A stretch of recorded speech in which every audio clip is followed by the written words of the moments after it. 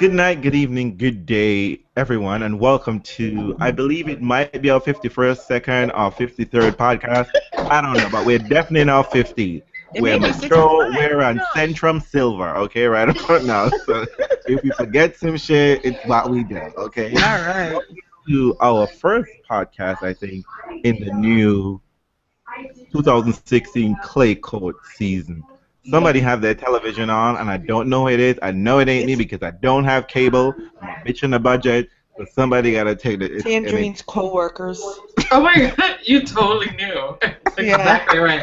tell Yeah, those laugh. bitches that even though they're being paid to be there, they need to shut up, Shut the okay? fuck up. We Let busy. somebody go for a cigarette break, a coffee break, or go to the bathroom, okay? Get away from you. I'll fix it for you. Okay, thank you so much. All right Hmm then. Now let me take care of a little housekeeping, people. So, welcome to our early 50s podcast, and we're happy to have you here. And it's just us girls here this evening, and reels, because apparently, that is a guy. And we have no guests, and we're so happy that we had two wonderful guests, I think, in our last two podcasts, Richard Ing and Kumar Murray. I want to thank my lovely co-hosts. This is Andrine from Solely Tennis Travel. Hello. She brought in Kamal Murray, and last but not least, our Cato Killing of podcast, Shanina, from somewhere in Ohio. Hello. Through her tireless efforts, she got Richard Ing, even though she thinks he's future time to get on our podcast. And we're so happy to for all our efforts. And we're recording again for the like, umpteenth time because of technical difficulties. And again, people, let me tell you, we're bitches on a budget. Please help fix the Reels Tennis podcast. Okay, help make it a real live interactive experience where we got no technical difficulties. Because I almost became Gregor Dimitrov yesterday. I swear to God, I almost broke my computer. I was gonna be like, I thought about it and I picked that shit up and I was like, you know what? Don't be an asshole, Reels. Don't be an asshole. You got no money to buy a new one, so you know what? Put it down. Put it down. Have a seat. So, ladies. So we're in the full swing of the 2016 Clay Code, and I Season. tell a lie. I told a lie. We definitely did a podcast with Monte Carlo, and so that was real clear, right? That counts, right? No, it's an exhibition, right? Okay. Oh yes, it was an exhibition because Joker had to bike home. I can't believe we forgot to mention that. I don't even know. I mean, sure. That was my favorite Monte Carlo moment. Joker biking home after losing to Oh my god. Yuri Visela. That's just it. Anyway, so Okay. ladies, we are in the full swing of things, and the ladies have not had two of the best kickout players for the last 3-4 years. I know it to be seen. Serena and Maria. Serena got a fever, or perhaps she got lemonade-itis, and Maria, well, she got Meldonia. So, so what I said, girl, you need to take a seat. You need to have a seat. So, the ladies, I don't know.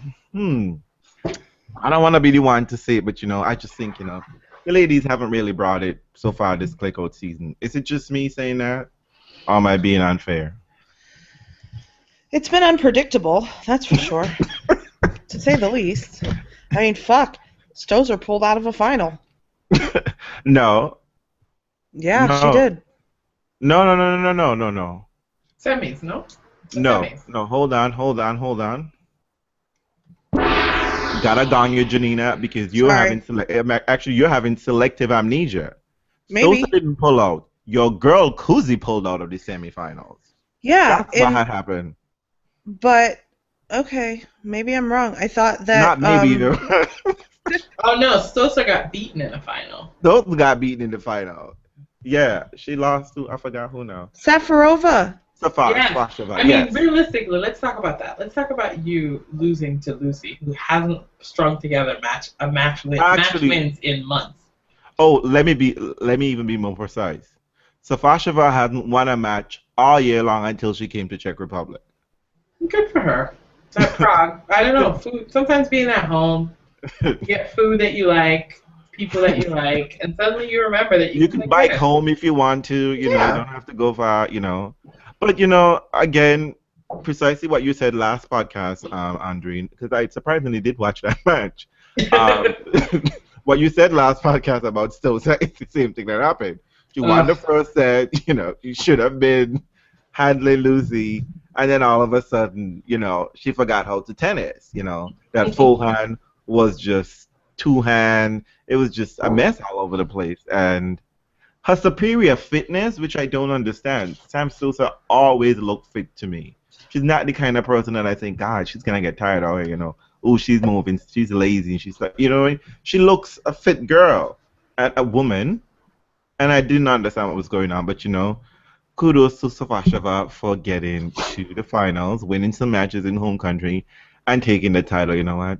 Points. She need those points and she definitely needed confidence because she was the defending French Open finalist. So, Can congrats, we Lucy. can we talk about the fact that everybody and their mothers are getting titles except for the former kings and queens of the sport? Well, they have to What? play I in know. Yeah, order the former to kings and queens. get They're old. titles, and True, true, they ain't been true, around. true, I true, mean, true. I mean, what do you do with that? These titles Nicholas are not Almagro has a donation title. shows. Nicholas Almagro has a title. Diego Schwartzman has a title. I'm telling you, 2016 is the year of the scrubs. I need to repeat it. I need to rewound it. I really do. Can we start it over? Can we start 2016 No. over? No. You don't want to start it over? I have to say, I No. feel like this year has been a non-starter. Like, I keep waiting to be excited by tennis. And I didn't even know I was this connected to seeing Federer, Venus, and Serena around.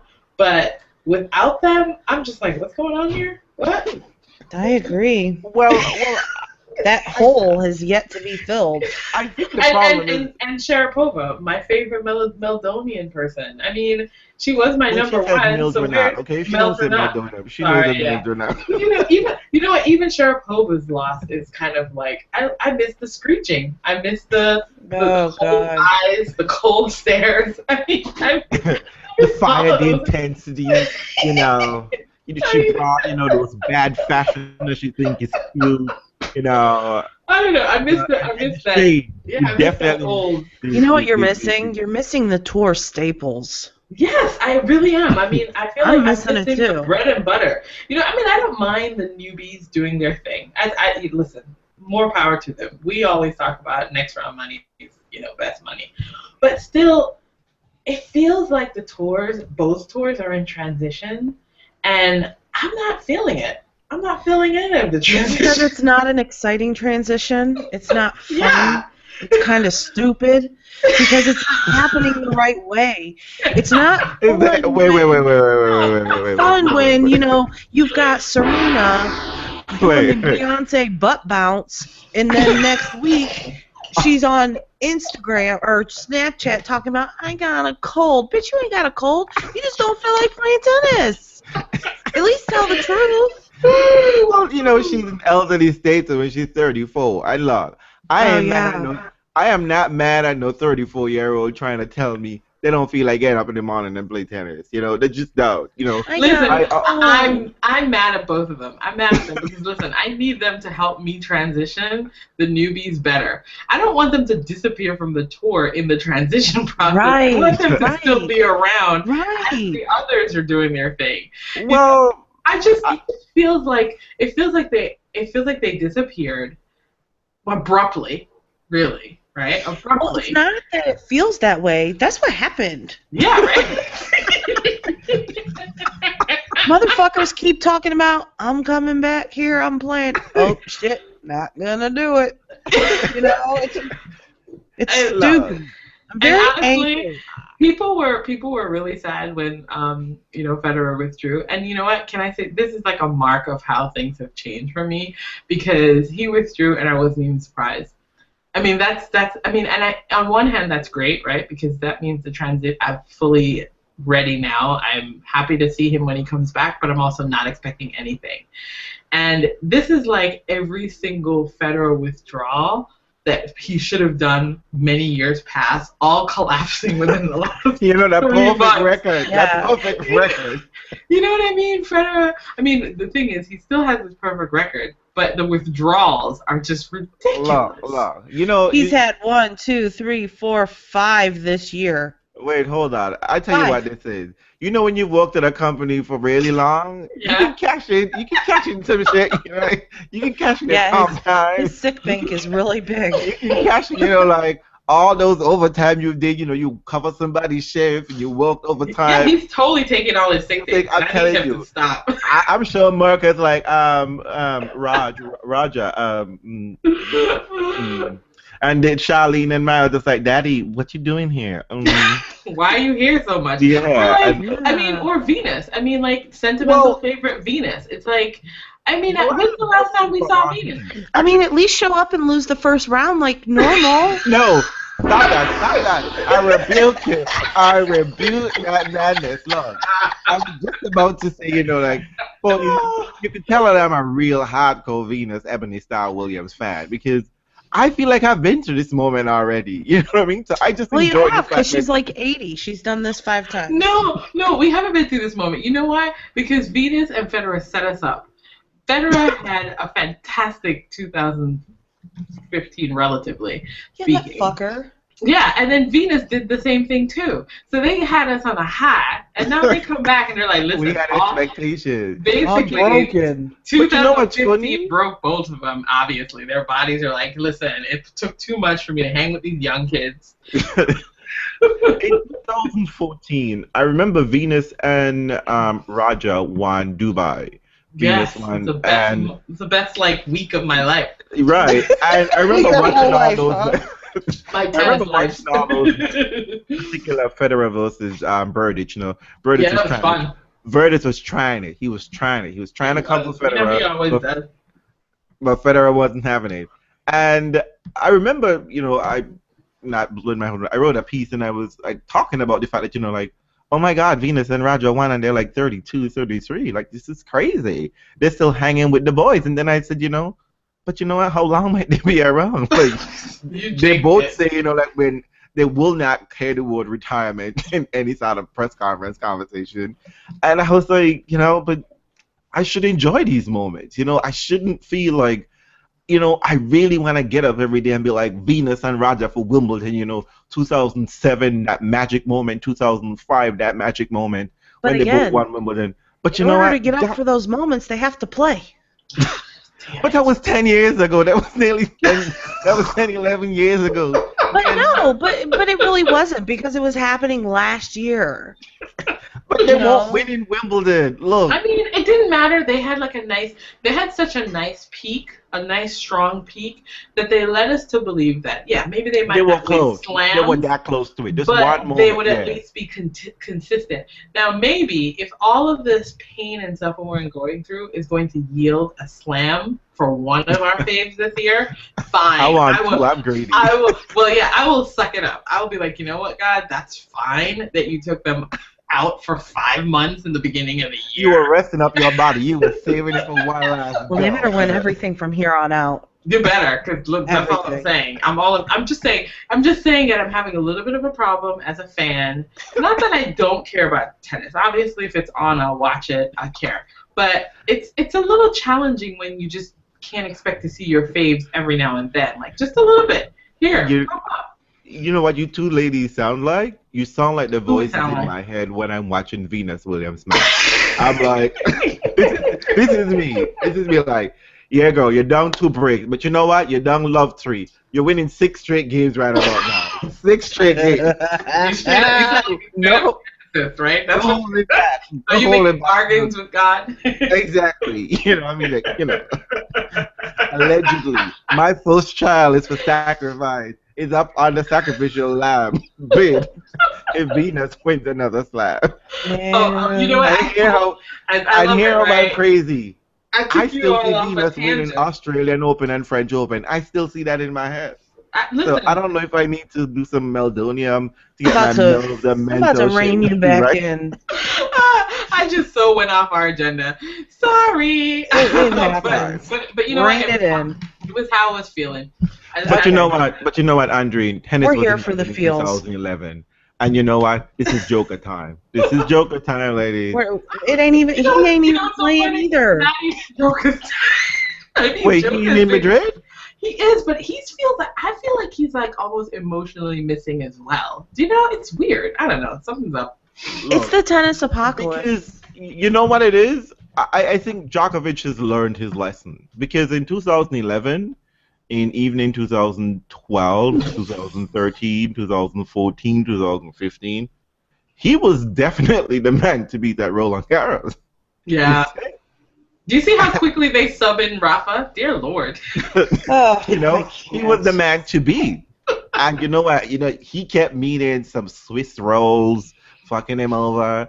I mean, like, sometimes I think he doesn't mind losing to the Rafa, but you know what? Even then, because he knew he was playing the better tennis coming into when he lost to Rafa at the French Open. And then last year, you know, he beat Rafa finally. And convincingly too. I knew that didn't bode well. I was like, this too easy. And convincingly too. You know what I mean? And it just that was real emotional high. And then he went into the finals and he won the first set. And he felt, ooh, this shit was mine. And then Stanley remembered how to play tennis. And then he just forgot. He just lost his way. So I think he's trying to keep his emotion in check. I think so, yeah. Not roll up in there all smug and ready for the title.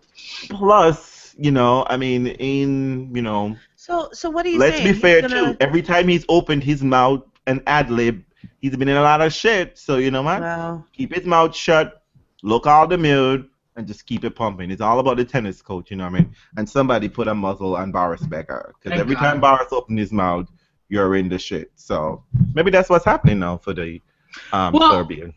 Well, let's kind of. So what's happened? Like, we've had some results. Anything startling? We said Lucy won. So that was well, I would say that, you know, that the ladies have been a little.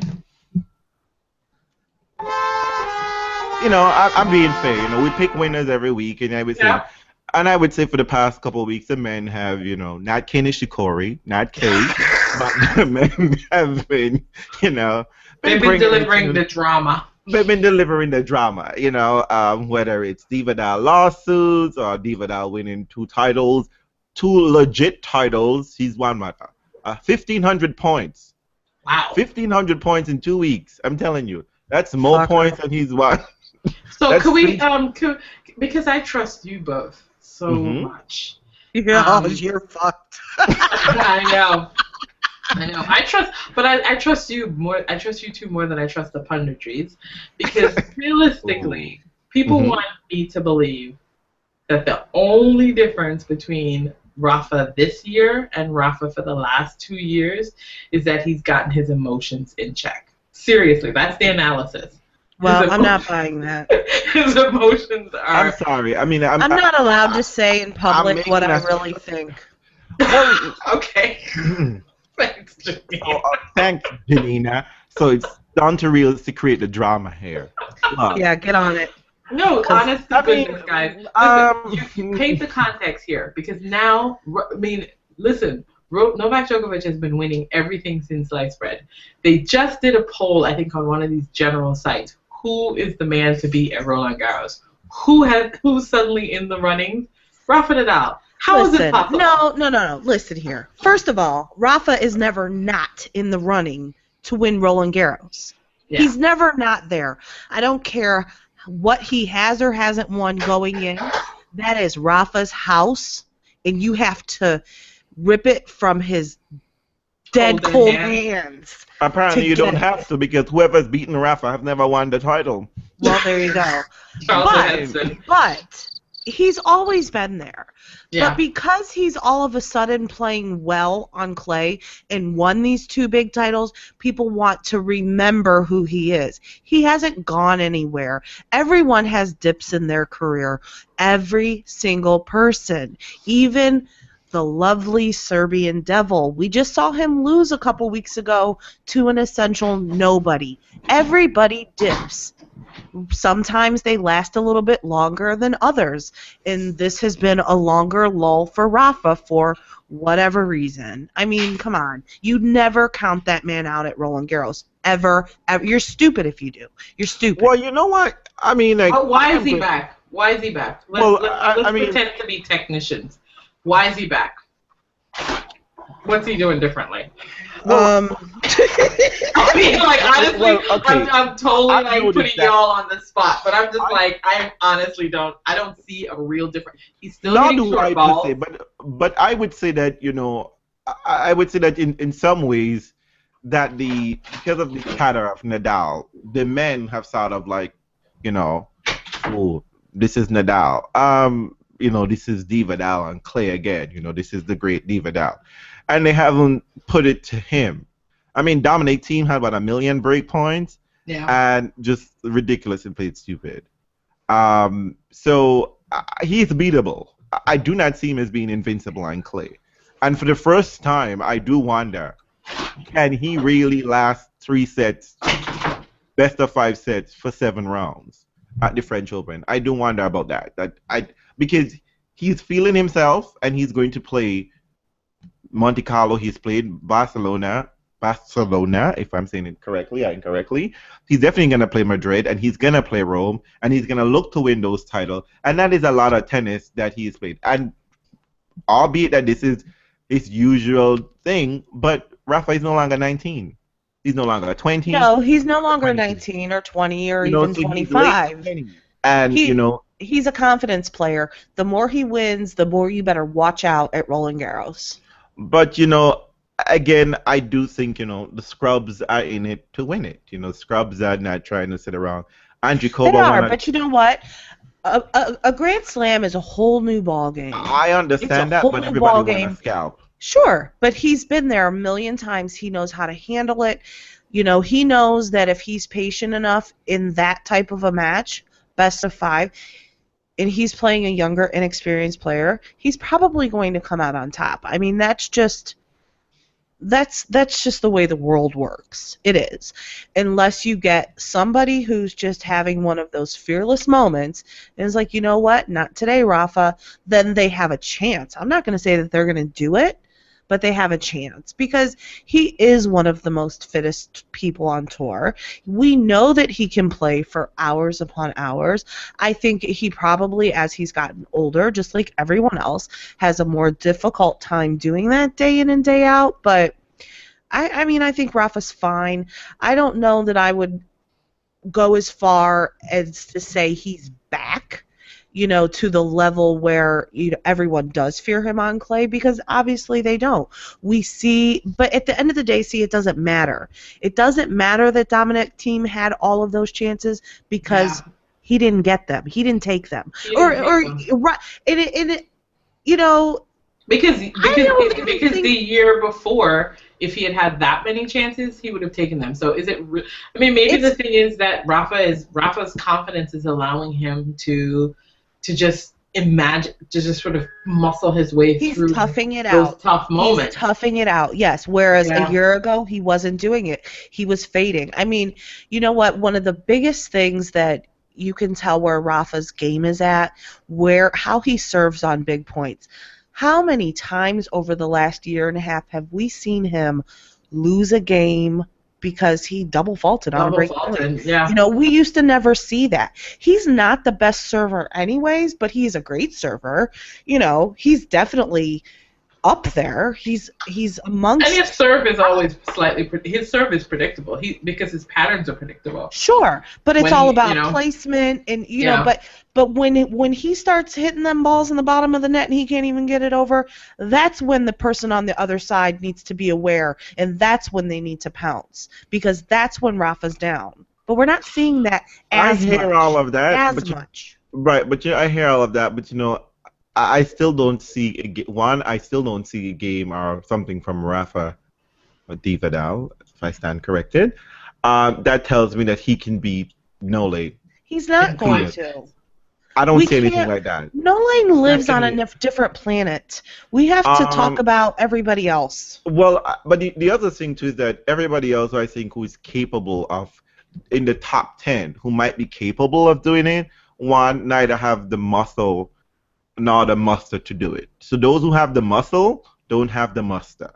Those who have the muster just don't have the muscle.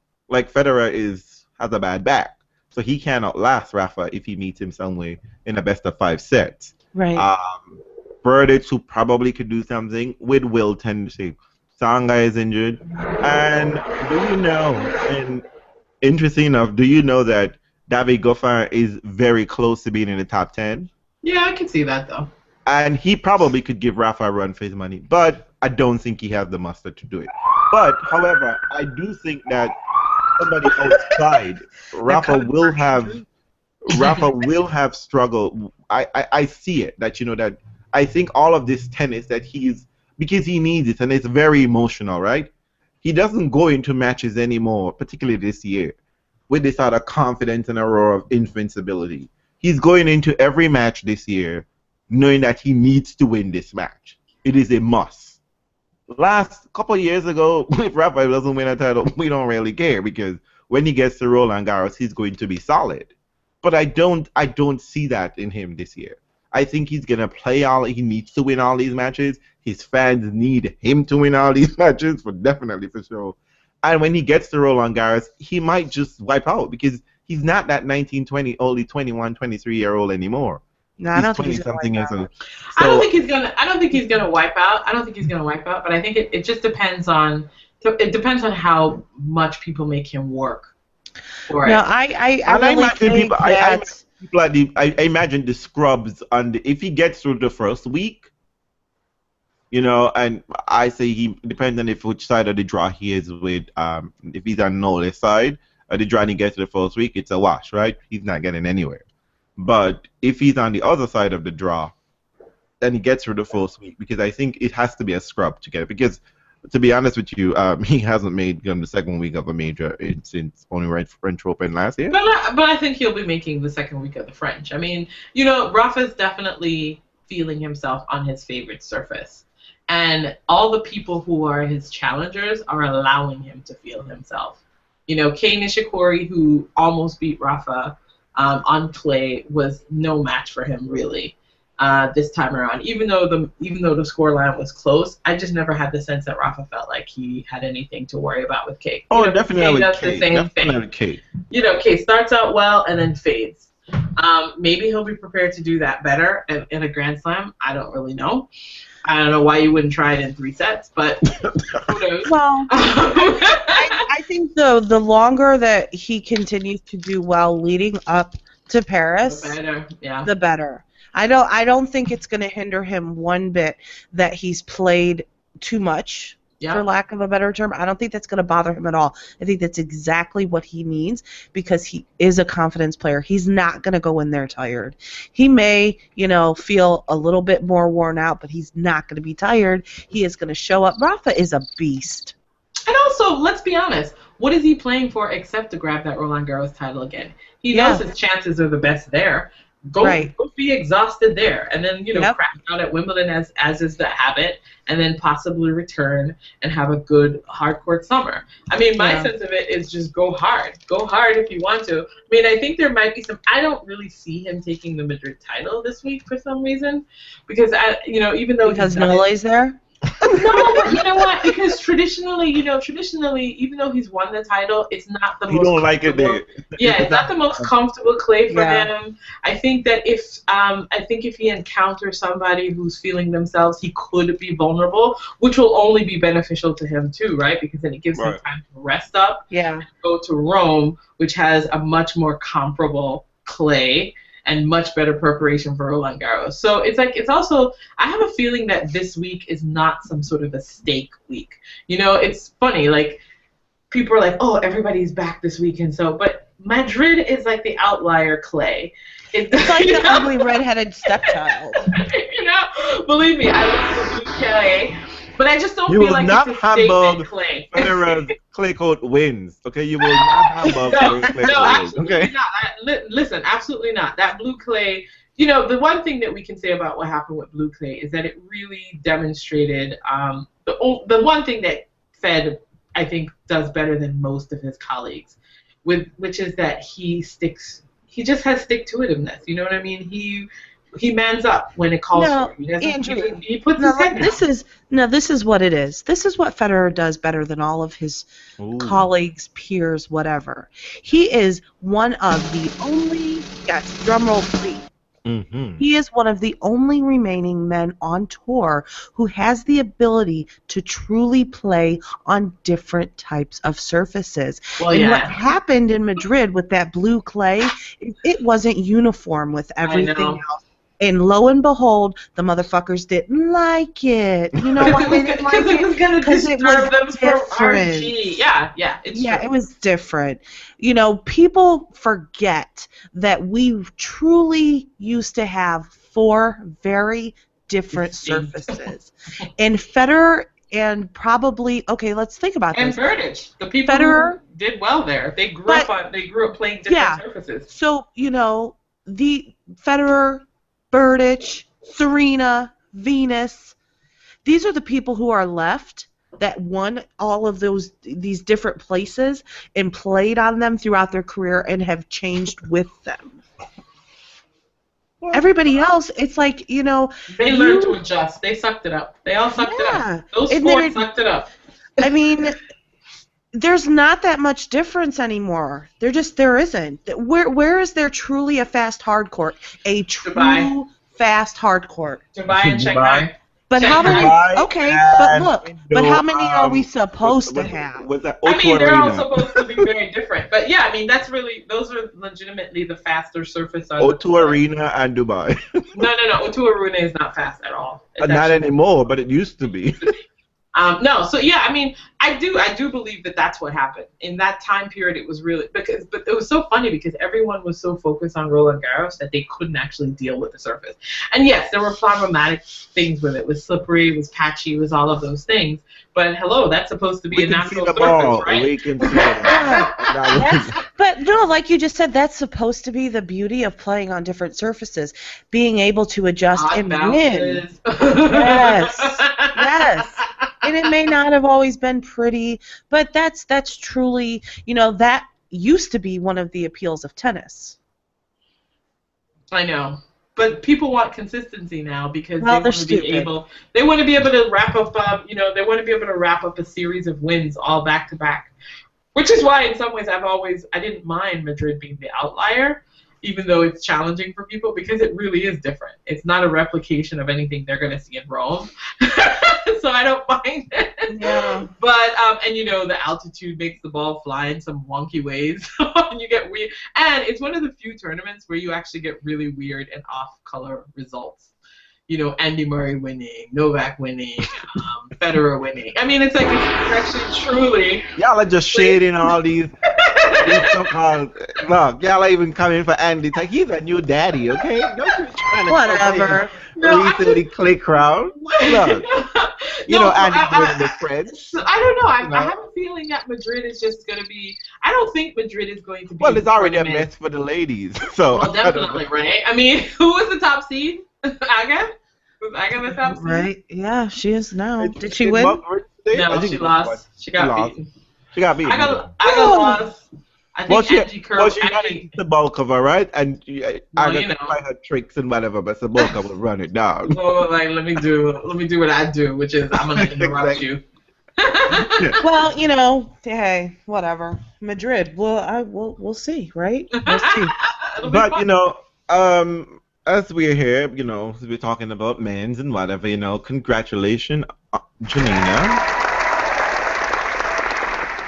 Hey, boo. This week you get to the surf and turf.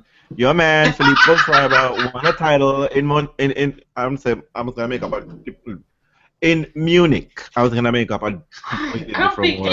I know, Janina, you're doing well. I think none of my guys are around.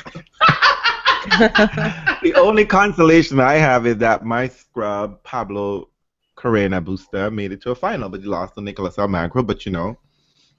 And I watched your boo take on, you know, Dominic Thiem in the Munich final. But really, talk about the best part of that. The fact that Philippe Kohlschreiber couldn't close out a match, couldn't close out a set. Like you get it. But you know, you're right. Talk about, you know how we here at Reels love the LGBT community because Reels is LGBT. And lo and behold, who should I clock in the stands for Dominic team but a genuine 100%, and nobody tell me anything I'm trying to be funky about this, a bona fide homosexuality in the box for Dominic team. Everyone. And I am so happy that, I mean, like, I don't know who you are, mister, but I'm telling you, you give me life for that final. I'm telling you. You give me life. Because you know what? I kept saying... The hair flip gave me life. Oh, my God. That if moment... If you haven't seen it... Yes. I forget what the... Oh, my God. JDD Tennis. At JDD Tennis. Yes. Is his he handle. had a wonderful gif. And I'm telling you... Go look at that shit. For us homosexuality men out there, we know that moment when we're out there, we're feeling ourselves and we're getting, what's the word I should use? You know, when we're feeling that we're getting a little too gay, and then we realize, oh, someone's watching us. You're just gonna be like, you know, gotta make that flip, that flip, right? No, you know, from that femme to masculine. You know, look, I don't give a shit. You know, in touch with the feminine side. I'm not here to discuss that. I do believe that this whole mask bullshit and you know, he's too femme bullshit. It's madness, okay? We're gay, we're queer. Just get over it, people. Just let them deal, because no matter what, you like penis. That's at the you end of the like day. penis, and there's a man who likes penis, and that is not your own. People will not like you no matter what. People would have problems with that. So don't have a problem with the fact that you like other people's penises. Just deal with it and move on with the struggle, you know, and live life like that guy was. And he was, you know, and plus he was giving us real raw emotion. You know, a mother could be a little stoic, or when she gets off, she gets fiery off, and she's trying to cut the motherfucker across the net. But you know, this player, I don't say player, this fan, our Dominic team, I don't know who he is, you know, but you know, you'd have to bring him more to your matches, okay? I am checking out your boxes every single match, just to find out, just to see. We're looking for him or someone just like him. Yeah. Everyone should have someone like him in their box. Let's just say though, I think tennis boxes, as an aside, I think the tennis boxes could do with a little bit more variety. You know what? They could do with a little bit more color, and I also appreciate the LGBT. I mean, find some black friends, people. Bring them up. Hey, we are available. We here at the Reels Crew, we are available to sit in your box to provide TV entertainment and a little diversity. Let's be honest. Isn't this the only reason why Janina watches Benoit Paire matches now? It's because Benoit Paire's girlfriend's so beautiful. Isn't that why you watch his matches? She's hot, man. I like her.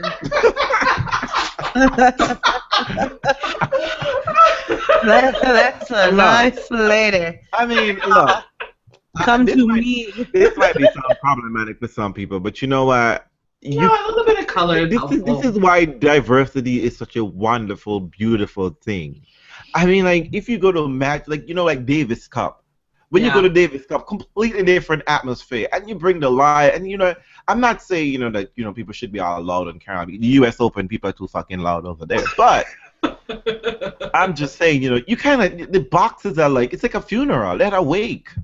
A box is a part of the entertainment. Your box is also part. You know what I mean? Dominic team, we appreciate your box this week. That's what Hold we're on, saying. caveat, please. Caveat what? The box should be part of the entertainment, not the player to the box should be the entertainment, okay? Nick, I'm talking to you, okay? Don't be like, I need to cheer for that fucking point, okay, Nick? Keep your bipolarism shit to yourself, okay?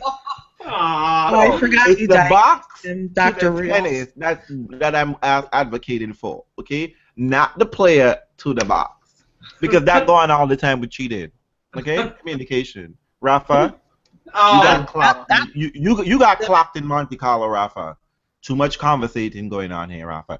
Too much conversating. I know it's not a good conversating is not a real word before the Vidal fans try to come for me. I know it's converse. But you know what? For the purpose of this podcast and for the fact what Rafa was doing, that was conversating. Okay? That was shady. You know, I know that too. Well, you know what? I think Rafa just needed his uncle, you know, to sort of gently push him, prod him on. You can do this. You could do this, son. The umpire said, I'm sure that's what he was saying. No, the umpire was just like, this is too much. This is like coaching. No. We can't do this. Rafa tried to say something, but you know what? He was like, The umpire give him a side eye and be like, bitch, don't try it today. We not happy. Okay, so what else happened? What else happened in the finals this weekend? Istanbul happened and Grigor Dimitrov happened. Did he ever happen? Give us the drama, Janina. Give us the drama. Motherfucker lost his shit. Lost his shit.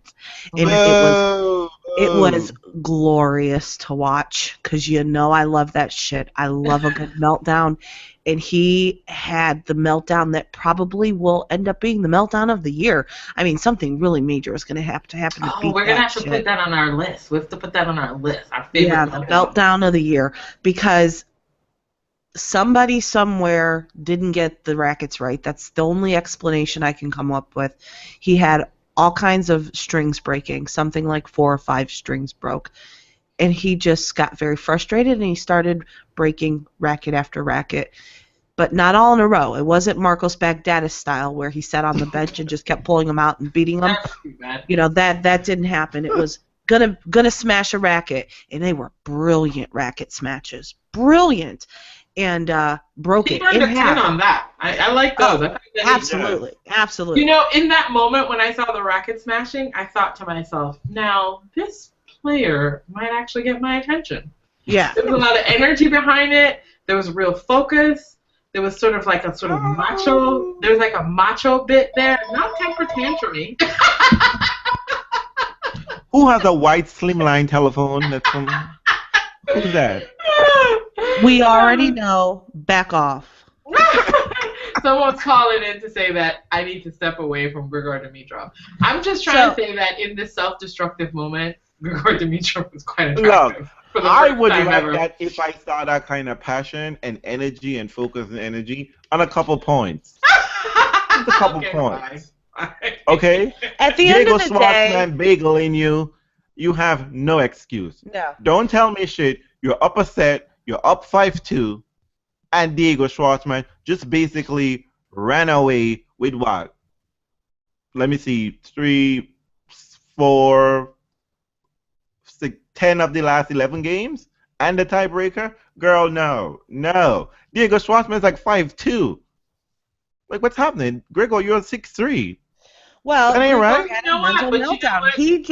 He couldn't... You know, but Diego has more heart in like a completely Hollywood movie style way of thinking and talking. I mean, Diego just had more fight and belief. Like, honestly, he had more of a mental goal in his mind. You know, I'm assuming that he was like, I want to get this, and maybe Grigor was like, I don't want to lose this. I heard something that I'd never heard before. Tell me what you think of this.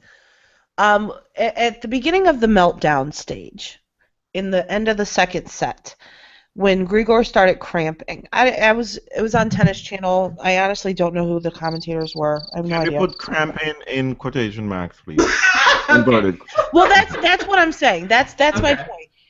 The commies were saying that the cramping was mental. That he was cramping because he couldn't focus. Hormones. And that he was just breaking down. I've never heard of such a thing. Do we have mental cramps now? I mean, brain cramp maybe, but do our bodies really start cramping up over lack of mental focus? Hormones. Is that real? It's real. Think about it. Think about fear. Fear is a mental thing, right? That's what happens. I mean, and then it translates into something real and very physical. So it was a psychosomatic symptom? Most likely, because you know what's interesting is quite a few times people, this isn't new, Janina, this analysis, a few times people will look at someone cramping and they will say, I've seen it in a couple tennis matches, that's not a real cramp. That's an emotional reaction that person's having, and it's showing up in their body as a cramp. But it's not. It happens in other sports as well, too. Though. Maybe if the commentators would use intelligent wording, such as psychosomatic, I would be able to better understand. Girl. You know, most of these comments I know that's are asking a little bit too much. And they don't have a college. Understand. You know, as Serena said, they don't have. This is what happens when you don't have a formal education.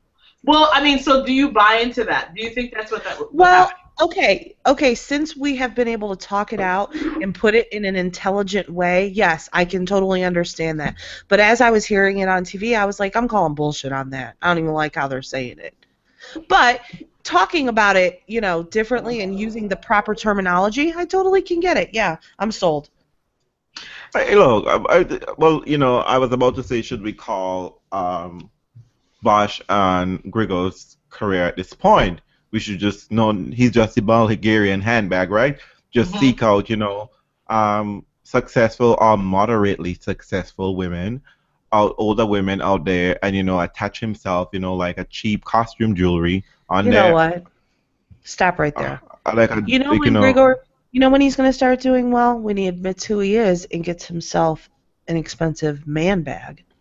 Oh my God, that's your analysis, Janina. See, and y'all trying to say it's real. Reels is all. It's this is real. You know what? Moving on. So that's the bomb for the day, ladies and gentlemen. That's the All bomb. right. That's the bomb. I mean, it's a ridiculous You know what? bomb that will I would have, but you know what? sued like Rafa sues people. But But let me just say, Gina, Yes. I would have tapped that a while ago, but somehow Gregor just got uglier to me. I don't know what it is. It doesn't He mean he just isn't don't. gay. I'm just saying that I would have tapped that a while ago, but now, Okay. he ain't living his truth. So I'm not All with right. that. So, moving on. so So what? basically, you think Mhm. that. So basically, your final analysis, you two nutters, is that Grigor Dimitrov had a psychosomatic incident that led to cramping, and that the only resolution for him is for him to see his truth and emerge out from under the very many women that he's sleeping with or Sounds good to me. company I with. like hang it. away. Is that your or hanging with, and I then like just it. simply go on his own? All right, Yeah. all right. You all are a mess. But you know what? On a serious tennis note, the way Listen. Gregor is conducting himself, I think he may get a seed at the French Open. He may be 31, 29, somewhere around there. But he's gonna Remember, lose first round. He look like he doesn't look prepared to me. he looks a To hot me, fucking mess. like I don't understand this. You lost to Rajiv Ram earlier this Oh, year. here we My go. God, Rajiv Ram. Leave Rajiv Ram alone. Hey, Andreen, remember about 5 minutes ago when you said, you guys are the ones I trust? Yeah, I'm gonna pull that Would back. you like to revisit that? I'm revisiting this. Janina, you just stole my confidence away. My self-esteem was built up, and now you take it all away. Now, come on, no take back these. No, but But you know what? I mean, I hope. You know what? I hope for Grigor's sake that he doesn't read Raja Rashid's timeline, because I'm sure Raja Rashid went in on him after looking at the whole meltdown. But I mean, you know what though? But let's just all say congratulations to Diego, because Diego Schwartzman got his first title. It came as a result of a meltdown, but guess what? The meltdown was actually perpetrated by Diego's resistance. He didn't go away. And he took it. And he didn't have a meltdown of his own. Sometimes when the player crosses it, when the top player is playing horrible tennis, the other player decides, like, you know what? I'm gonna even horrible worse. I cannot do you out here, you know what I mean? So Diego, congrats. And those 250 points is gonna save you some qualification rounds, get you into some main draws, get you some money. And if you go that way, might get you some ladies. Some ladies be like, "Oh, he got a title. Hey, girl. Hey, might papi." get you on our top 6 list. So, Doubt it, but no. you never. Oh my God! Can we just interrupt? Can I interrupt for a moment to say that Mhm. Maria Sharapova is all about the shade? Why did Maria Sharapova go to the Met Gala and take a picture with Lewis Hamilton? Girl, why are you shading poor Grigor? Why are you talking to Grigor's ex's ex? Come on. Girlfriend's ex. She ain't got nothing better to do. She knows. Can I tell you? Knows. Can you? Maria knows. But my This is serious why. question for you, Maria, is: can you handle the real thing? This is a black man, all right? Do you know what? Do you know what to do with that? I'm Listen, just saying. Maria doesn't have anything better You know to what? do because she is not going to be on the list of athletes who have been excluded from the doping ban because the meldonium in their system was at very minimal levels. She's not the one. So she has to find something to do with herself But you Oh, because know, she's going to be out of but the game Andre, for a little while Andre, longer. Andre, no tea, no shade. She might know what to do, but you definitely know one thing though. She got the stamina. Meldonium in the Booyah! house. Just Booyah! relax. oh no! Did She we got lose the Meldonium stamina. as a Did we lose Meldonium as a sponsor? Yeah, I think we did. Yeah. Apparently, the sponsors, the actual makers of Meldonium, is backtracking and trying to say some shit like, it ain't for now. It doesn't give all of Oh, these it's shit. denying all the claims that it made previously, which allowed us Apparently, to take it on as like one I of its swear advertisers. Meldonium is probably some after dinner mint because Fine, it fine. ain't for the diabetic folks. It ain't for magnesium. It ain't for heart medication. Apparently, if so many people are taking this shit, I don't know what it is. And apparently, it ain't vitamins of vitamins. And Vegemite. and so I swear it has to be some after dinner mint. When you take all of your protein shake and whatnot, you swallow down. Apparently in Russia, you swallow down some meldonium to give you that fresh, clean, squeaky feeling in your mouth. I don't know, but as you Hey. mentioned, on Janina, the WADA put out as per our conversation with Richard Ng, and we talked about this is a rather unprecedented moment where so many athletes have tested positive for a drug in such a short space of time. WADA will have to revisit or do something about the situation as something. This is uncharted territory. WADA then comes out with a statement or stipulation or clarification, I think they called it, stating that if you before March, I think it was, if your levels were a certain point, it may be that you would be clear because they still haven't answered the question. The question that they're having not having correct answers on is how long mildronate or meldonium remains in your system. Oh. So they You have. went to the Meldronat news, huh? Yeah, I can see that. Well, that's the thing, because somebody else who just had their ban turned over, apparently he admitted to taking Meldronat or Meldonium all the way back in September.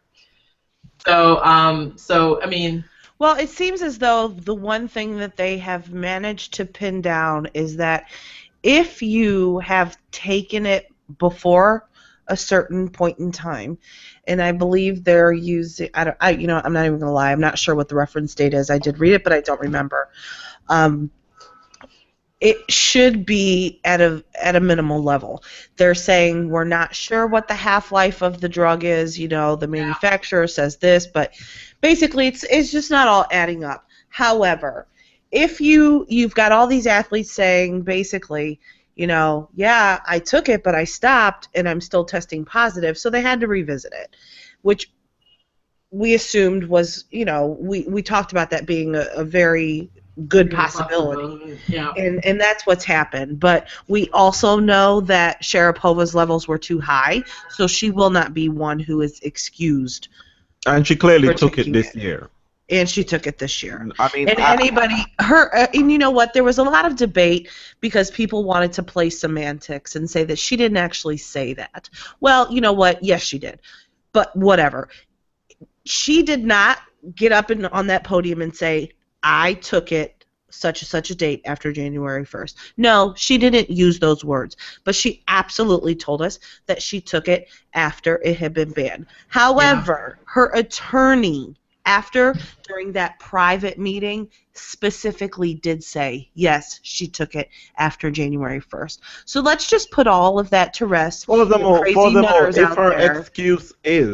if her major excuse is that she did not know that it was banned on Therefore- January 1st, 2016.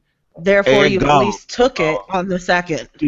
She took it after December 31st. Yeah. Claiming why her major defense she put out has been one of ignorance. I didn't get the email. I didn't get the information. You set me up. et cetera, et cetera. Because the truth is, you better believe, if she didn't take it during 2016 at all, not even one time, that would have been her first line of defense. Yes, it would have been. Yeah. Yes, or I took also it, maybe, but I stopped. Or maybe also because the other thing that unfortunately happened for her is that she released information too soon, right? So she couldn't even backtrack there. But the other thing is that if she had taken it in the year prior, then maybe the dosage in her system would have been low enough. Maybe the amount in her system would have been low enough, but unfortunately she doesn't have that recourse. Yeah, so therefore she shows up at the Met Gala while others are in Madrid. That's it. Well, she got nothing better to do. Nothing to do. I don't blame her. Yeah. You know what I mean? At least she's wearing clothes and not like her good girlfriend Chelsea Handler trying to send. Oh God. Okay. Ooh, not talking about that. Not talking about that. Okay, so that's the state of things with Sharapova. Okay, well that's interesting. So we're still. I thought they had a deadline in which to make all these decisions. We're going to drag this out forever, aren't we? Yeah, I don't know. Will be in June, whatever, because I think they're allowed to do their case, and then because I think she submitted information to them, if I'm not mistaken, and they reviewed the information. Right, there's already been one hearing where she submitted her evidence, I guess we'll call it. Yeah. And now they have time to comb through all of that and make a decision. So I believe I'm having Harry and ask questions, I think. Yeah, I believe the next step will give us a result of the punishment. Next month, yes. So, in more doping news, Novak can't keep his mouth shut. He means well. He really does mean well. But you know what? Sometimes silence is golden. Golden. Well, or you got to get better press people. Like, when someone says, okay, someone's made a statement about doping, what's the best approach? Y'all don't sit down and say, okay, what's going to get me out of this conversation right now? Because I ain't got time for that, lady. I'm here to get my award on. Yeah, so,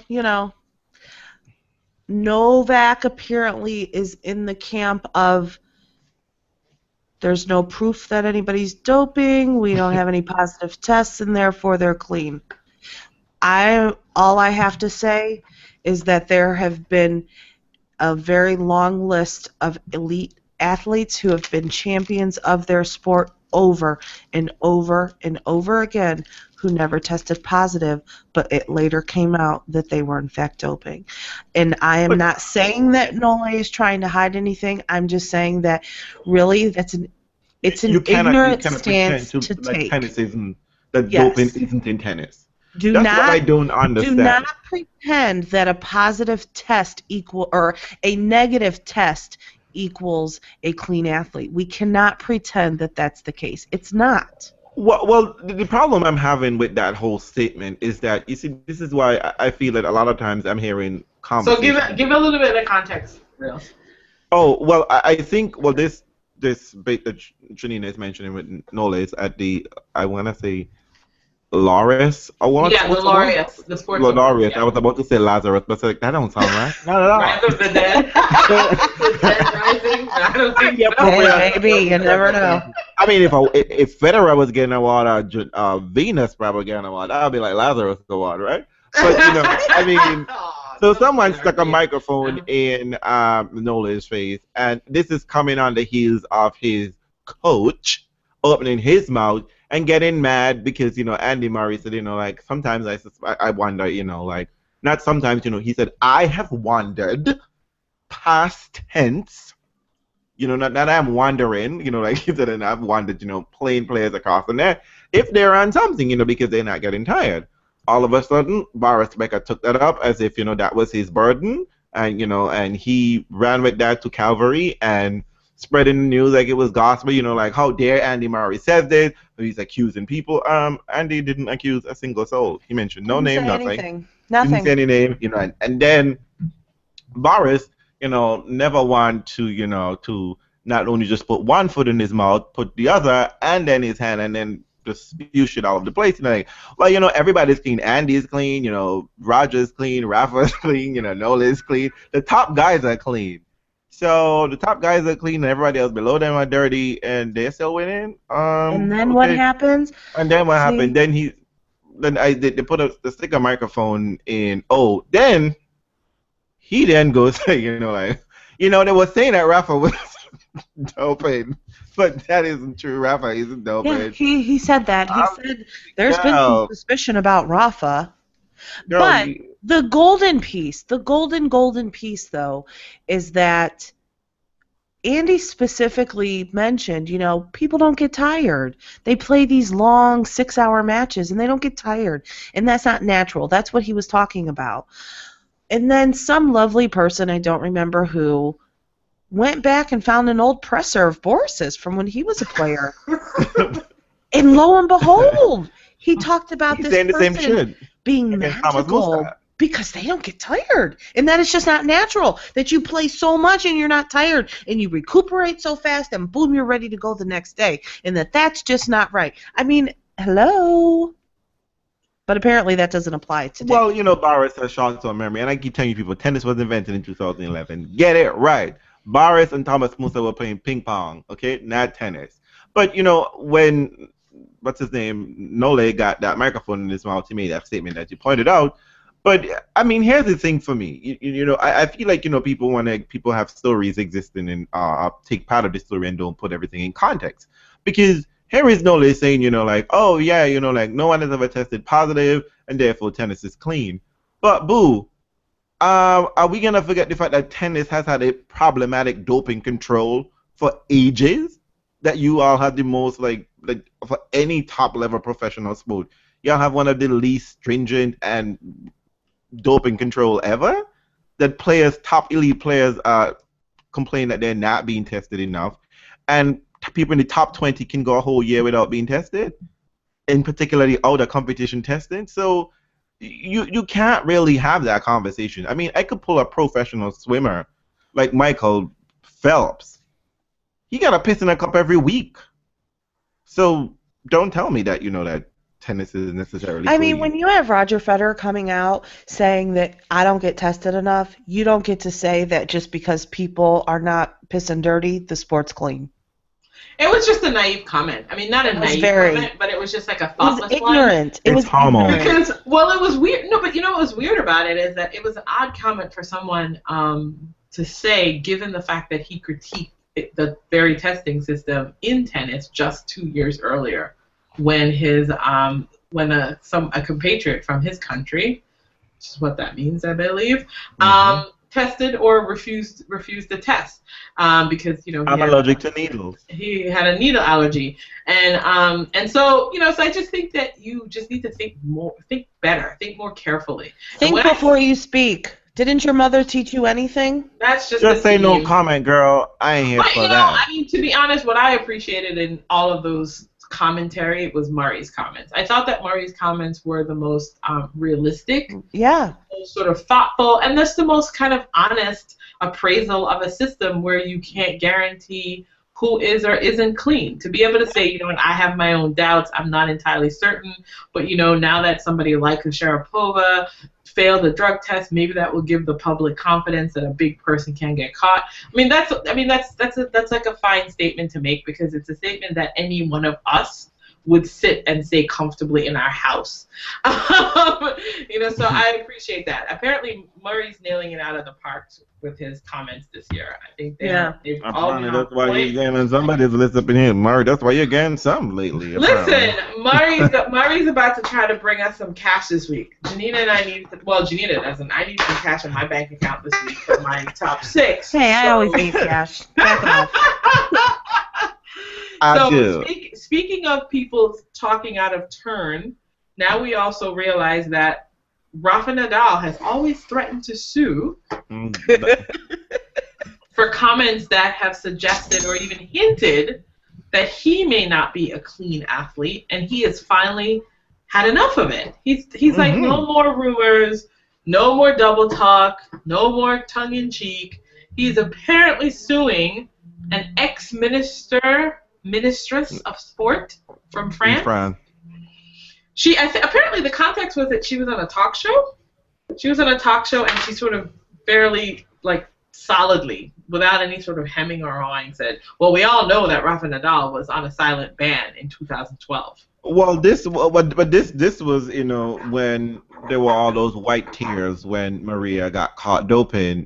Everyone was just like, oh no, it ain't that bad. But other people have been doping, like Thomas Hawks have been like, you need to go back and check other people. Like they have been doping too. So don't try to say that Maria is dirty, whatever the case may be.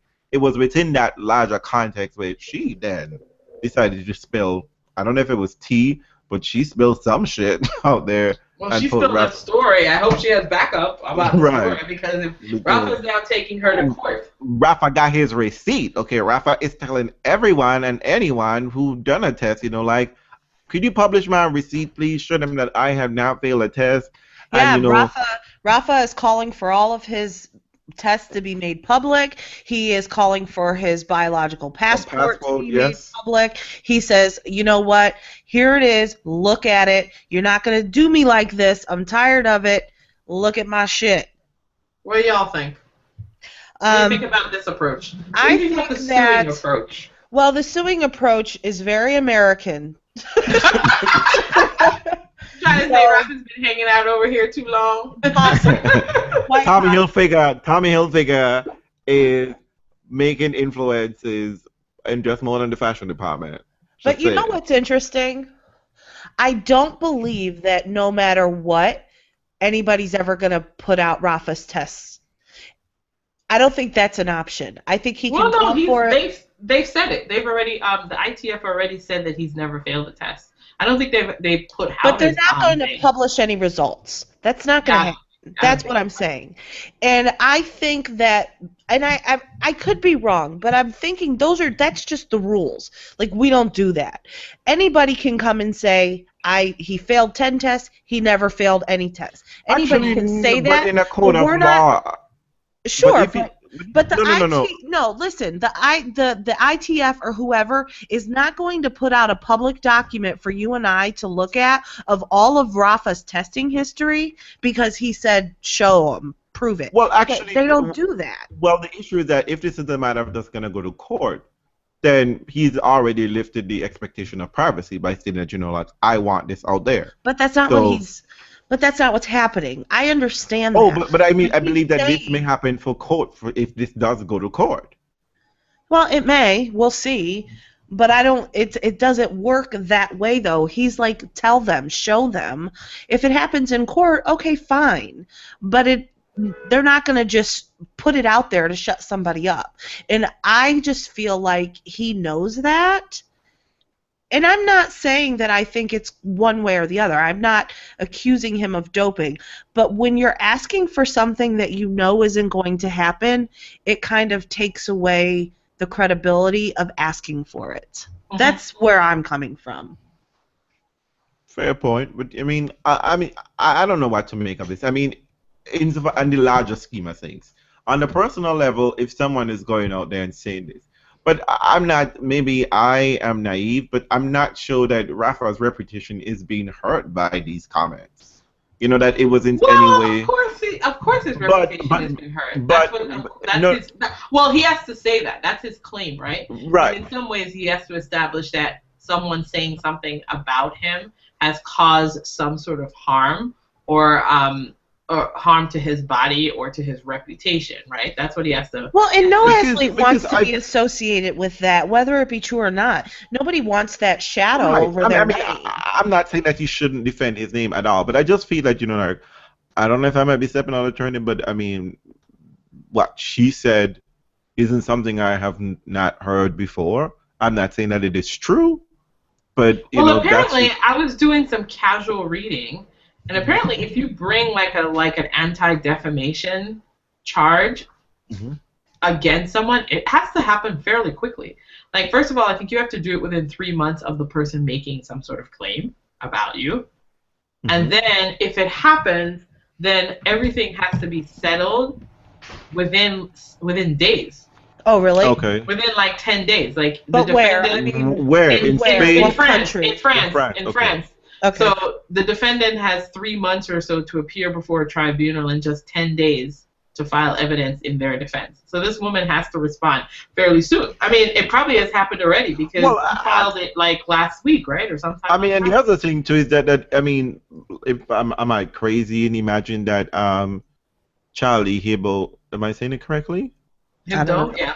Hebdo, able, if you drop the silence, it's an aspirated age, made this comment. I mean, their magazine cover for the French Open was supposed to be Diva Vidal, this tennis athlete who looked and sort of like dressed like Nadal, pumped up with steroids, whatever. And again, I am not saying in any way that this is true or anything of that nature. I'm just simply saying that this was something that has been floating out in the ether of tennis. I guess. Well, I'm just curious why Rafa has decided to pursue this now, because I guess he's like finally hit the wall, like he's like I'm done now. Right. I think it has something to do with who's talking. This all the time. Yeah. Acknowledging his initial statement, like I am tired of hearing this all the time. So people but look have at been the saying status of the person who said it this time. I think that is what pushed it over the edge. You and I can walk around all day, every day, and say that Rafa's doping, and it's not going to have that much of an impact on Rafa. When you have someone who is essentially a world leader in some aspect speaking out against him that way, it makes a much bigger difference. I think that's what the difference is. I can't recall anybody of any importance, whether it be real or perceived importance in the world, coming out saying that they suspect Rafa of doping. I don't know of that ever happening. No, it's always been rumors and suspicions. Right. But so now here we have someone who is kind of a big person. Yeah, she was somebody in the sport. Who has a very large audience. So I think that is what put him over that tipping point to say, you know what, not going to do it. This time I'm taking action. Well, could I just ask, when did the woman do it? Do you guys remember? Like I said, she did this when, like, pretty soon within the Was it within 3 months of him doing this? Because apparently 3 months is a big deal over there. Yeah, this came after Maria's. Okay, so it's within the time frame. Okay. Yeah. Okay. Well, because he did it, and he said, you know what? No, I'm suing. I mean, it all happened relatively quickly. Because what happened as a result of that? I think Barcelona. Madrid, some Spanish football team came out and we support Nadal. Yeah, Madrid. Real Madrid, yes. We support Nadal, and the Prime Minister and the French, Spanish. Which was really weird. Rallied around him. It was weird.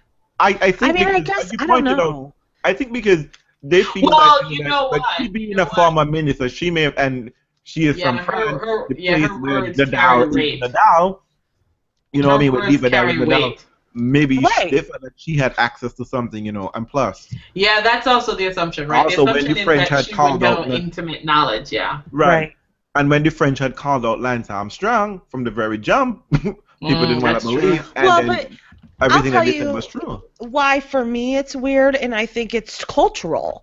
I think it's cultural to see, all of these sports organizations in Spain coming out to support Rafa, because you don't see that in the U.S. If, I mean, for example, Lance Armstrong, when everybody came out and said that he was doping, you didn't see all of American sport rallying around him. Oh, nobody cares like that. I mean, that's why it's weird to me, because of where I'm from. That's what I'm saying. Well, but think about that. Think about many of the statements that have been made in support of Rafa from his country over the years. I remember, I think the prince or the king in his country said it was very important that Rafa won Wimbledon. Can you imagine Barack Obama coming out and saying it was important that some athlete won? It's a whole different atmosphere that I can't understand. Yeah, I don't know what that. But also because because they knew that Rafa was going to be carrying the Olympic flag for Spain. Yeah, that's my next point. Yeah, you can't have that cloud of suspicion floating around. An athlete that you can't have that cloud of suspicion exactly because. your entire Yeah. athletic base, right? So this person's walking, carrying your flag, and there's someone floating some crazy rumors about his cleanliness or non-cleanliness in the sport. I mean, I think that's probably why Rafa felt And you like he know those needed to hear. American commentators won't think twice for saying some shit, and there's Rafa Nadal. But you know, there's a cloud of suspicion. No, Yeah. but You know. nobody. I don't think anybody would have said that though. I think that's what's interesting about this is that now it becomes something that we're going to talk about publicly. Whereas before, people just may have just whispered about it and just moved Exactly. on. But you know what? But when you put a You know what's case, funny? what? But what I find interesting, maybe I just don't travel the byways and highways of tennis journalism. I haven't heard and read any think pieces on this matter. Zero, nil, I've heard. I mean, nothing. I've listened to a couple other podcasts about it. You know, everybody does the thing that everybody does when something like that comes up. They give you the public spiel, but I'm sure they're having a totally different comment offline. So That's what I mean. Yeah. Yeah, no, I mean, no, I mean, I think it depends on what happens as an outcome of the case, because essentially she Okay. has to defend herself. So she either has to say that she was trucking in rumors, or she's going to have to prove her statement. Mm. So good luck with that. Yeah. You know, that opens up a whole ball of wax about. And what reels that can means. read the transcript if they're public. In a way that nobody else can. We all be ready. So apparently, just looking at some of this thing, if Rafa is proven successful in his claim, he'll be granted, I guess, an injunction preventing those allegations from being repeated by maybe the same person or someone else, and then he'll also be possibly awarded damages. Ooh. So, Now we wait. but Good luck, apparently, Vidal. I hope your receipts are correct. Because, you know, and then he probably can tennis say, cannot deal with another scandal, particularly Well- anywhere near doping. Well, the interesting thing too, though, is if he can prove that the claims about him has impacted his like finances, like maybe his ability to get sponsorships or whatever, he can even go after more. Isn't that interesting? Well, but that's what I'm saying. I just felt that, you know, that like though these rumors have been floating all day, I don't feel like it has ever hurt Rafa per se. I don't know, you know. I mean, I see a man walking around with a $500,000, $750,000 watch on his arm, and I think he's sitting pretty. And he's playing that. I think he's sitting pretty. But however, Well, that withstanding, you know, having these, you know, unsubstantiated allegations being leveled at you, particularly allegations of this nature, is not cute. And you know, no amount of money could, you know. But the thing that's so weird to me about that is that allegations about doping or any of those sorts of things, they hang over anyone who does something too extraordinary. I feel like that's sort of contemporary sports culture. Yep. If you're doing something too remarkable for the eyes to believe, you have to be willing to understand that people are going to look at you with suspicion. We're no longer naively watching sports. It's not the 90s. Except when you're a tennis fan, apparently. Because... No, I mean, even tennis fans. The thing about tennis fans that's interesting is what they say aloud and what they say offline are two different things. True. And so, you know, so people listen, if you're a relatively sane person, you damn well know. You have to question it. You have to question every remarkable thing that you see happening. You just have to, because I know that during the summer of Sosa and whatever, and I remember that when I was a kid, the Sosa McGuire summer, nobody wanted to know what was going on, but it was clear those two mofos were clear. But I didn't understand that. I was just like, but you know what? But they were saving. Remember though, they were saving baseball. And so everything, and that's why I think the public understands that people will give a lot of leeway to athletes for going as far to the edge as possible if it's saving their sport. Everyone believes that you're willing to look the other way for the saving graces of your sport, because we understand that it's a horrible marketplace, and you know, only people who are doing extraordinary things get attention nowadays. It's just the way it is. Yeah. So, but the downside is that when you do something extraordinary, I have a right to give you the side eye and be slightly suspicious of it. And that's kind of sad, though, isn't it? It's, you know what? It's sad, but you know what? It's sad it makes me sad, but not for the athlete, because I understand. As a fan, that maybe I'm watching something that's not real. But you know what? Let me just say, I'm a cynical bitch, so I don't believe I don't believe 90% of the things I watch in sport. Because you know what? Because for me, if you're doing something that's too impossible for me to believe, it's just I don't get any joy from it. Like, so when I'm watching that's my point. That's my point. It's sad. But some fans get joy, regardless of whether it's fake or not. I'm not that person. You know what I mean? Like, some fans are like, I know this is impossible, but I don't care because I want to enjoy it. You know what I mean? And they'll come up with all sorts of defense around it. So, you know, I mean, I actually think it's an interesting opportunity to have a conversation about the fact that that's just the nature of the beast. The nature of the beast now is that if you do something extraordinary on a tennis court, a basketball court, a football field, or whatever, people are liable to think that you are being chemically enhanced. And, I mean, that's just the universe we live in. Sorry. Yeah. But, you know, people can't say it out loud unless they have proof. But let me just let you know, people are thinking it. I mean, we can't deny that. They talk about it. They talk about it when they think nobody's listening or recording. It's true. Except for this French minister who decided to do it on TV. Yeah, so, you know what? She might have I guess she didn't think everybody could parler français. This is my final thought on that. What? And it ain't going to be pretty. What's your final thought? For someone before you go, okay? This ain't regular maths where, you know, something from nothing is still nothing, okay? They do negatives, okay? So my broke ass can't be any more broker, okay? So be careful that someone ain't trying to sue me, because thereafter I could speak some English. No, I'm not. I'm just saying that I find it goes along with the whole spiel Andreen just gave about watching something extraordinary and not being able to say that it's real, and you have to doubt it. I don't believe that this woman, I'm not saying that she's got proof, but I don't believe that she, being who she is and having the stature that she has within the sports society, would say something like that just as a running off. Recklessly. I don't believe that. No, I don't. Listen, I think that she's like Raymond Moore. She said something that was always said around her. Do you know what I mean? Possibly. Right. Or she just knows something, even if she knows that nothing is ever going to come of it. I don't believe it was said in hate, to be mean, or to be nasty. Everything, what is it? Every lies, or every something, what's the term, is based in a little bit of truth? Well, I don't know if, I don't, but you know, but we don't know which part is true. Right, that Rafa Nadal does exist. Yes. It came from somewhere. She didn't pull it out of her ass. Well, what we're saying is what I'm saying is that she basically mentioned a comment, or she did something that people traditionally probably talk about offline, which is why the Ray Moore thing, which is why I think that Ray Moore comfortably said the things he said about women in tennis because he's had that conversation before with others. And that's why he felt comfortable saying that in the room. Do you know what I mean? You know what to say in a room and what not to say.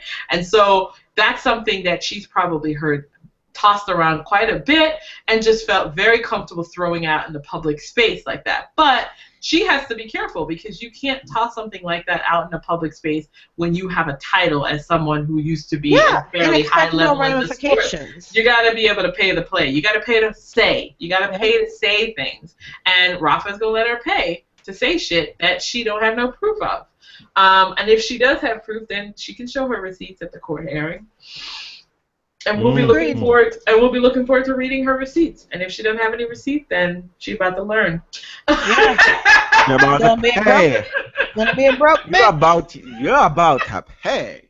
You know what? And you know, Rafa, since that money is only extra excess, could you give us some, please, boo?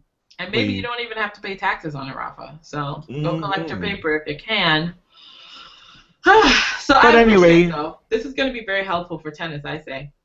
Okay, so just to before I don't know if Madam Foreign Janina, did we cover everything, or are we missing something or someone? You know, we'd like to talk about Serena. She's not playing tennis, but she's clearly slaying elsewhere. Yeah, and her fans are you know what? I'm just gonna put this out here, people. What? I ain't part of the beehive. I'm nowhere near the beehive. That's all right. Nowhere near the beehive. That's all right. So, You ain't got to be. I'm gonna tell you what I yeah. loved about that. Hmm. The lemonade. The lemonade, the guest role of Serena in I'm Sorry. The beauty of that was if you take away the music, you take away the lyrics, and you just watch it, just the visuals, that was two very powerful women paying homage to each other. Beyonce sat in that Ex-girlfriend. crown just like Serena did on the Sports Illustrated cover. I'm the queen. That's Yeah. what she did. Beyonce is known for her movement, we'll call it, the ass shaking, and Serena took on her role.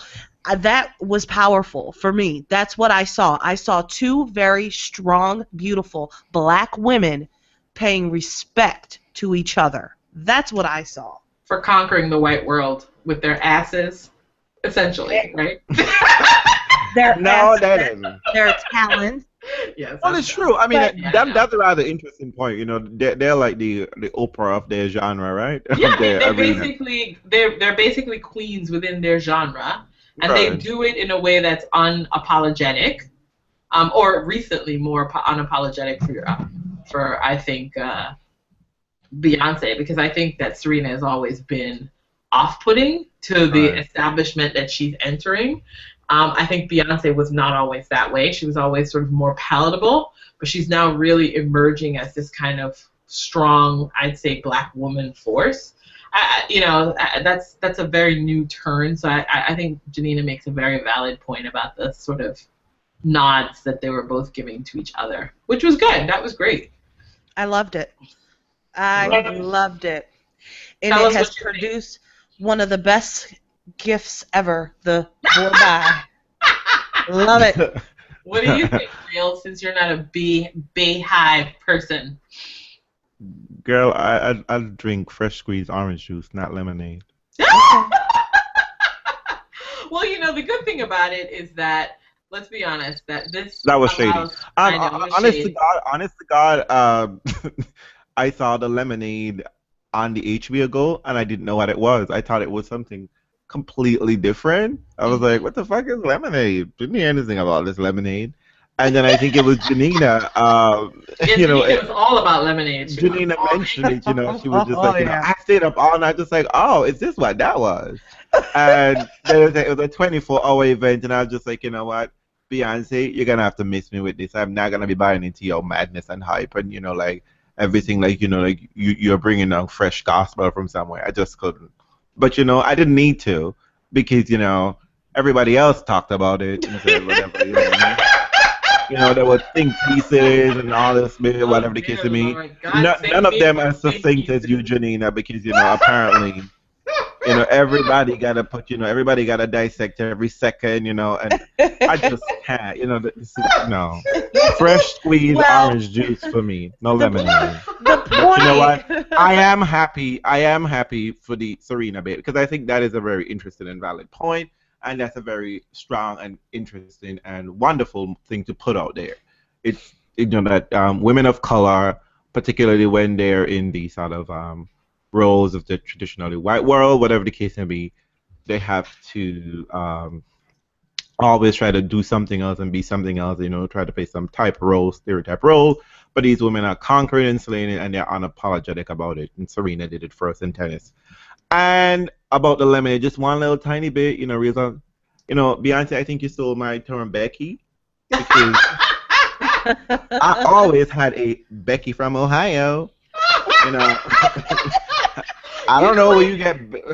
Becky always had quote unquote good hair, but Can we have a side conversation about that for a quick second? Yes. I think Yes, from Ohio. what's really interesting about Becky, though, this notion about Becky being white is funny.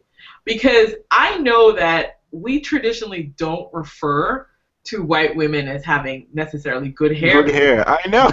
So this idea that white women have sort of jumped on this indefensive Yeah, Becky thing, I'm like, you don't even have all the information. Sure. Good hair is something that It's is not talked white. about amongst people. Yeah. of Yeah. color. So Beyonce, big girl, You. you got your good hair Becky confused with my Becky from Ohio. But you know what? I think that Janina I is think Becky the with the in- good hair, okay? I am not a Becky, but I think the internet took that and ran away with it. Oh When my God. No, I think I heard it the first time, white internet took it and got yes, confused. when I heard it the first time, when I sat here with my headphones on, because I'm going to be honest with you, Sam's Biceps sent me a message. Don't forget, tonight is Lemonade. Don't forget to watch it. I said, okay, I'll watch it. Had someone sent I me that, I'd totally- be like, listen. what do you mean, don't forget to buy lemonade? What the fuck are you Listen. talking about? Are you Hey, but here's the thing. I forgot to watch it. So, it had been over Tell them for what an you were hour. watching, Janina. Tell the truth, speak the truth, and Shane. What were you watching The instead? truth is, I was watching Happy Valley. Very good. Netflix, people. Get So, into watch it. it. Good Get stuff. into it. So about an hour after it's over, I get a message. Okay, what's it all about? I said, oh shit, it didn't watch it. Gonna watch it now. So I turn it on, and I'm thinking, I didn't know what it was gonna be, more than anybody else, and I hadn't been on the internet to hear all of the instant reactions. The buzzing. Yeah. So I'm watching it, and I'm like, I'm not gonna watch all this. And it wasn't even. It was like an hour long, and I thought, I'm not gonna watch it. I couldn't turn away. I was like, oh shit. They is mad, and I am here for it all. Love the drama. Look at this drama Get- queen. Look at this Yes. drama queen.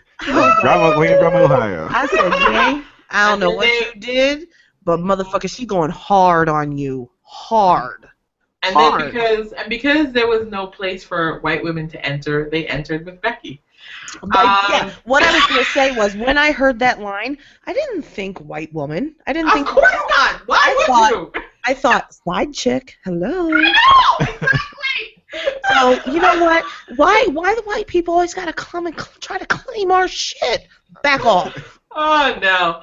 But I'm gonna let those people think that they're defending some white Becky, but because that's not No, what it's about. white Becky is from Ohio, okay? Well, Not Becky with the good hair. Let's just let people know that most likely good hair does not refer to a white woman, and if Right. you want to take it there, Not most likely, never. Never. Y'all got let's confused. 100 hair people. But those who Stop don't know, I writing mean, like, oh my God, like, this is the just like. of Becky. This album is not for you. It's just meant for It's you not. to observe Well, it. you know what? And This that's album what is for that you. is. Buy it. You know what? Buy Well, it. it's by, But of the course, album you know is Beyonce doesn't about care. you. But it's not about you. It's not about Becky that you know. It's not about your friend Becky who's named Becky, because that's not what it's about. So, take a step Get back. over yourself. Yeah. Get over yourself. Good. But Mhm. beyond that, to wrap this up and bring it back to tennis, calm down. Calm down. Because at the end of the day, Serena Williams is 34 years old. She ain't going to play tennis forever. She's not. She hasn't been around for a long time. She'll be back. She's letting y'all adjust, though. She's You see warming what it's you gonna up. be like? Yeah. You see what it's like when She's she's warming gone? you up. And you Are know you what? gonna- You know what you need to do? You need to get some of these dull ladies, uninterested men, scrubs, astronaut, with likes around them, zhuzh them up a little bit, get their janky ass, gotta throw that word in, their janky ass together. No, bring you some know what? No, extra to the team. you know what though? What it's just letting you know, I have to say that this is just it's a good moment for us to appreciate how lucky we have been. Yes. We have been very lucky No, to I have know the you did. generation of I mean, like, people true. that we have been watching, because as much as I've been enjoying the transition period that we're in, it's nothing compared to what we have had. And so I know, right? The lovely 2000 where you had nice, the Belgians, the Russian, the Americans, all those wonderful lady, and the Swiss lady up in there too. I mean, it's wonderful. So, I'm not complaining. But, Yeah. to end on an even better note, Janina, Yes, sir. Becky with the good hair. It's this Just- one. Most likely, Becky with the good hair is this half-these that we have to bring on our podcast all the time. Janina, how come we're always attacking your white side? I'm sorry. I don't know. That ain't me, Janina. That ain't me. It ain't me. We're never going to attack But, your white side. We oh, love that's all not of true. your I call you sides. Kato Kaylin all the time. I do. But now you've just graduated to calling her Becky. With the good hair. Y'all better leave my hair alone. Anyway, I love hair. your hair. See, I and love see, your hair. Beyonce's jealous of your hair. That's why she's like, you know, screw it. I'm tired She of might try to wearing cut it these off, beads. Janine. Stay away from Beyonce. She been wearing that shit next week. Anyway, I ain't You got no know, weave either. I just want to say. people. I know, that's why Beyonce's upset. She's like, I'm tired of these lace fronts. Why are you going out and hanging out with Becky with the good hair? You know what I had to do with this lace front? You know what? It's because Jake can run his fingers through her hair. And you can't run your fingers through. You just can't. You gotta hook up in some tracks or something. But anyway.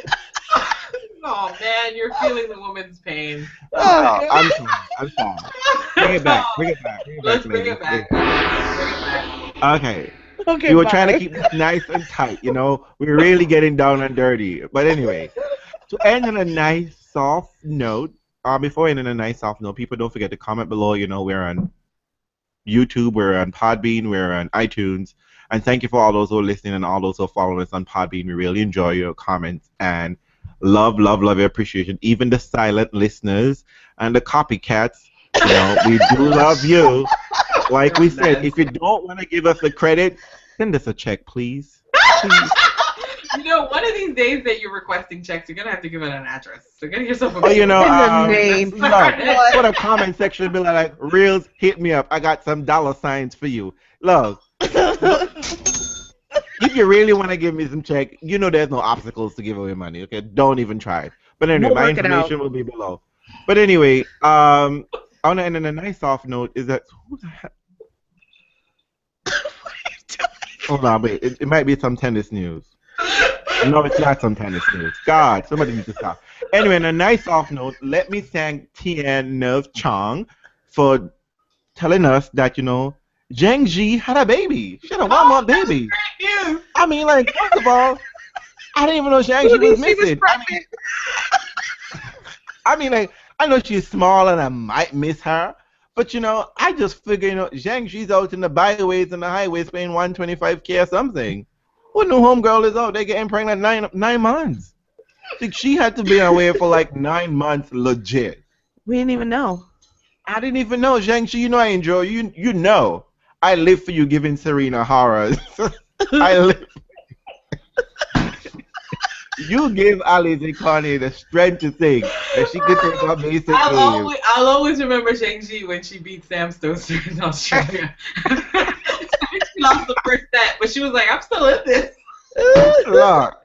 And people Zhang don't Ji. think Zhang Ji, don't sleep on Zhang Ji. She is She'll an be back. Australian Open semifinals and a Wimbledon semifinals. I always will love that Wimbledon semifinal run. I love that. And then I Yeah. saw her at Eastbourne, and she was wonderful. So, And, Shang-Chi, congratulations. I'm sure you have no and idea in who we are. 2012, she almost hauled this new and improved Serena. Had she taken out Serena that third round in Wimbledon, you wouldn't have probably seen Patrick wouldn't have been all that famous, right? He would have gotten right-ended by another wench. But you know, Zhang Ji, congratulations, girl. You look so beautiful and so excited with your baby. We're so happy for you. I don't know the baby's name, but hopefully it's real. You know, I mean, I just hope she's not naming her baby real. it's You a are out of nickname. control. I'm cutting But you you know Oh my what? God. Congratulations, Child Jen. nigga. And thank you, ladies, for being with us tonight. We have had a wonderful podcast. You see, sometimes redoing it is so much better when you do it the second time, you know. Anyway, It's good just night, fun to guys. catch up on the tennis. So don't forget to comment below, and you know, thanks for all the support, people. Leave us a review on iTunes. Yes, Oh yes, always appreciate it for that. yes. Janina has always been stressing that. And for those who have, thank you so much. We really appreciate it. And for those who silent listeners, please, if you don't give us the credit, please give us a check, okay? Thank you. Good day if you're tuned listener. Bye-bye. Good night. Bye.